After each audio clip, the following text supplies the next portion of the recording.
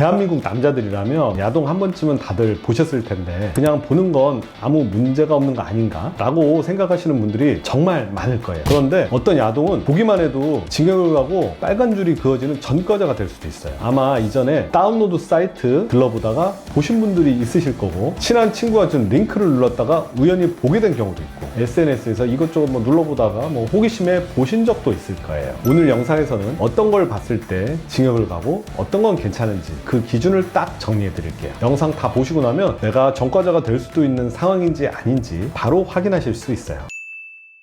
본격적으로 들어가기 전에 하나만 짚고 갈게요. 많은 분들이 야동이라고 하면 다 같은 선상에 놓고 생각하실 수 있는데 법적으로는 완전히 다르게 취급해요. 크게 세 가지로 나뉘어요. 첫 번째, 일반 성인물 배우들이 동의해서 제작된 영상이에요. 일본 AV가 대표적이에요. 두 번째, 불법 촬영물, 상대가 모르게 찍은 몰카 또는 동의 없이 유포된 리벤지 포르노예요. 세 번째, 아청물, 아동 청소년이 나오는 성적 영상이에요. 실사뿐 아니라 2D 애니메이션, 일러스트도 포함돼요. 이 세 가지 중에 어느 쪽에 해당하느냐에 따라서 전과자가 되는지 안 되는지가 갈려요. 첫 번째, 처벌 대상이 안 되는 경우. 일반 성인물 시청은 처벌 대상이 아니에요. 일반 성인물이라면 아까 얘기해주신 배우들이 동의해서 제작된 영상 아니면 일본 AV 이런 거는 봐도 괜찮은 건가요? 네, 현행법상 시청하거나 소지하는 거 처벌 대상이 아니에요. 우리나라 법이 어떤 야동을 다루는 방식이 조금 독특한데요. 노골적인 어떤 성인물, 흔히 말하는 야동을 만들거나 파는, 공급하는 쪽은 처벌이 돼요. 근데 소비자 측, 그러니까 보거나 가지고 있는 사람은 처벌하지 않아요. 쉽게 말하면 이거예요. 짝퉁 가방을 만들어서 파는 사람은 처벌하지만 그걸 사서 들고 다니는 사람까지 잡진 않잖아요. 야동도 어떻게 보면 같은 구조예요. 야땡 코리아 이런 거 있잖아요. 불법 사이트 같은 거, 그런 거 보는 것도 괜찮을까요? 야땡 코리아 같은 불법 사이트에 올라온 영상 중 상당수가 불법 촬영물이고 실제 피해자가 있는 경우가 많아서 합법적으로 제작돼 올려진 영상일 가능성이 상당히 낮아요. AV인지 몰카인지 구분이 안 된다는 분들이 많은데, 구분이 안 된다면 보지 않는 게 맞아요. 근데 여기서 또 많이들 이런 생각 하세요. 어차피 집에서 혼자 봤는데 경찰이 그걸 어떻게 알겠어? 이 또한 틀린 말은 아닌 게, 스트리밍 시청만으로는 단속이 쉽지 않거든요. 스트리밍 시청이 수사 대상이 되게 어려운 이유, 첫 번째, 서버가 해외에 있어요. 불법 사이트들은 거의 다 해외 서버를 써요. 우리나라 경찰이 그 서버에 접근하려면 해당 나라 수사기관에 협조 요청을 해야 해요. 절차도 복잡하고 협조 자체를 안 해주는 나라들도 있어요. 두 번째, 기록이 사라져요. 누가 언제 접속했는지 서버에 기록이 남긴 하는데 서버 운영 비용 때문에 일정 시간이 지나면 자동으로 삭제돼요. 경찰이 서버에 접근하는 데 성공해도 기록이 이미 없어진 경우가 많아요. 세 번째, IP로 사람 특정하기가 어려워요. 우리가 쓰는 와이파이, 휴대폰 데이터는 접속할 때마다 IP가 바뀌거든요. 그 IP가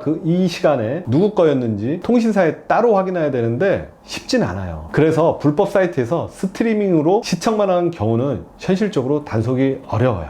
그러면 좀 안전하다고 봐야 되는 거네요? 그건 또 아니에요. 단속이 어렵다는 말과 안전하다는 말은 완전히 또 다른 얘기예요. 스트리밍도 잡히는 경우 있어요. 첫 번째는 사이트 운영자가 검거됐을 때예요. 운영자가 잡히면 서버가 압수돼요. 그 서버에 접속 기록이 남아있으면 시청자들까지 특정될 수도 있어서 운영자가 잡히는 순간 나도 수사 대상이 될 수 있는 거예요. 두 번째, 다른 사건으로 내 핸드폰이 압수됐을 때예요. 포렌식을 하면 사이트 접속 기록, 웹 사용 기록이 다 나와요. 이건 뒤에서 더 자세히 다룰게요. 두 번째, 처벌 대상이 되는 경우. 여기서 한 가지 먼저 짚어드릴게요. 앞에서 스트리밍 단속이 어렵다고 했는데 불법 촬영물이나 아청물은 처음부터 다른 얘기예요. 불법 촬영물, 몰카, 리벤지 포르노는 보기만 해도 처벌이 돼요. 성폭력처벌법 제14조 4항에 명시되어 있고 3년 이하 징역 또는 3천만 원 이하 벌금이에요. 단순히 봤다는 것만으로도 적용이 돼요. 저장하지 않아도, 다운로드 하지 않아도요. 아청물은 아동청소년 성보호에 관한 법률 제11조 5항에 명시되어 있는데 최소 1년 이상 징역이에요. 집행유예도 쉽게 나오지 않고 법원이 아청물 사건에서는 실형 선고하는 비율이 일반 성범죄보다 현저히 높아요. 여기서 많이들 착각하시는 게 있어요. 찍힌 사람이 찍힐 때 동의했으면 불법 촬영물이 아닌 거 아니냐고요. 찍는데 동의하는 거랑 유포하는데 동의한 건 완전히 별개라, 연인 사이에 서로 합의하고 찍었어도 유포의 동의 없이 그 영상에 올라왔다면 불법 촬영물이에요. 보는 것도 당연히 처벌 대상이고요. 아청물은 한 가지 더, 피해자의 동의 여부 여부가 아무 의미가 없어요. 아청물은 찍는데 동의했든 안 했든 아동 청소년이 나온 성적 영상은 그냥 다 범죄예요. 보는 것도 마찬가지고요. 그럼 실제로 수사 대상이 되는 경로 3가지를 알아볼게요. 경로 1, 다운로드. 다운로드는 생각보다 훨씬 추적이 쉬워요. 파일을 받는다는 건 그냥 보는 것과 달리 내 기기에 저장이 되고 내 다운로드 요청 자체가 플랫폼 서버에 기록으로 남아요. 구글 드라이브, 앱하드, 클라우드 서비스 이런 플랫폼들은 누가 언제 어떤 파일을 다운받았는지 보관이 돼요. 실제로 이런 일이 있었어요. 유명 불법 촬영물이 구글 드라이브 링크 형태로 유포됐는데 수사기관이 국제공조 요청서를 한 장을 보내니까 구글에서 그 링크를 접속해서 다운받은 사람들 가입자 정보를 전부 다 제공했어요. 그렇게 특정된 사람들이 줄줄이 수사를 받은 거예요. 미국 기업이니까 협조 안 한다는 얘기가 도는데 불법 촬영물, 아청물 관련해서는 협조율이 굉장히 높아요. VPN 쓰면 좀 괜찮지 않을까요? 반은 맞고 반은 틀렸어요. VPN을 쓰면 IP를 숨길 수는 있지만 플랫폼 계정 정보는 못 숨겨요. 구글 드라이브로 다운받았다고 가정해 볼게요. VPN 켜고 들어갔어도 구글 계정으로 로그인이 된 상태잖아요. 수사기관이 구글에 요청하면 가입자 이름, 전화번호 나와요. VPN이랑 관계없어요. 경로 2, SNS 단체방. 두 번째는 단체방인데요. 텔레그램, 오픈카톡, 디스코드 이런 데서 불법 영상이 공유되는 방이 있어요. 그 방에 불법 영상 올라왔을 때 방에 있었다는 것만으로도 영상을 시청했다고 간주할 수도 있어요. N번방 수사 때 이 논리가 적용됐는데 방에 있던 사람들이 영상을 직접 저장했는지 실제로 눌러서 봤는지 일일이 확인하지 않고 방에 들어와 있다는 것만으로 시청했다고 간주했어요. 그리고 오픈 카톡이나 카카오톡은 국내 플랫폼이잖아요. 수사기관이 직접 자료를 요청할 수 있어요. 해외 서버 이슈도 없기 때문에 스트리밍 사이트보다 추적이 훨씬 쉬운 구조예요. 텔레그램? 이런 거는 협조가 안 된다는 걸로 들었었는데 그건 맞나요? 예전에는 그랬어요. 텔레그램이 수사협조 거의 안 하는 걸로 유명했죠. 근데 최근에 좀 상황이 약간 바뀌었어요. 텔레그램 창업자 파벨 두로프가 2024년에 프랑스에서 체포됐어요. 그 이후로 텔레그램이 수사협조 정책을 조금 바꿔서 아동 성착취물 관련 수사에는 정보를 제공하고 있대요. 그리고 협조 여부를 떠나서 방 참여 기록은